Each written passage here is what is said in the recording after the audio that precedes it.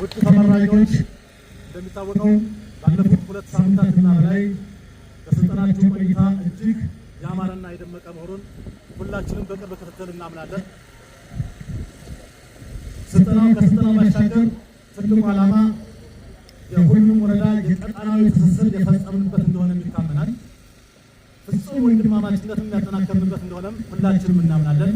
ከዚህ ስልጠና በኋላ በሚደረጉት ማንኛውም ግዳጆች የተሻለና ብቃት ያለው ውጤት እንደምታመጡ እያመንኩ የዕለቱን ፕሮግራም አስመልክቶ አጠቃላይ መልእክት እንዲያስተላልፉ ክቡር አቶ ማሩ ቸርነት የመንዝ ጌራም ወረዳ ዋና አስተዳዳሪ ወደዚህ ቀርቡ ጠይቃለሁ። አመሰግናለሁ።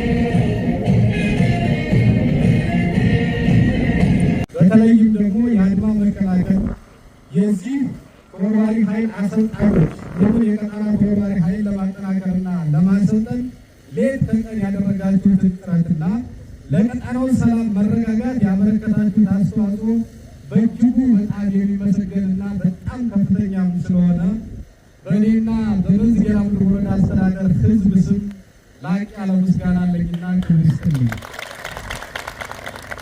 ህዝባችን ከቦታ ቦታ ተንቀሳቅሶ እንደ ልቡ ይሰራና ያጋጠመው ልዩ ልዩ የስነ ልቦና ችግር እንዲላቀቅ እንዲሁም የመንግስት ተቋማት የዕለት ተዕለት ስራቸውን በተረጋጋና ሰላምና ደህንነታቸውን በተጠበቀ መልኩ የጸጥታ አካላቶች ያደረጋችሁት ስልጠና እንዲሁ በዋዛ በቃላት የሚገለጽ ስላልሆነ አሁንም በድጋሜ ማመስገን እፈልጋለሁና አመስግኑልኝ።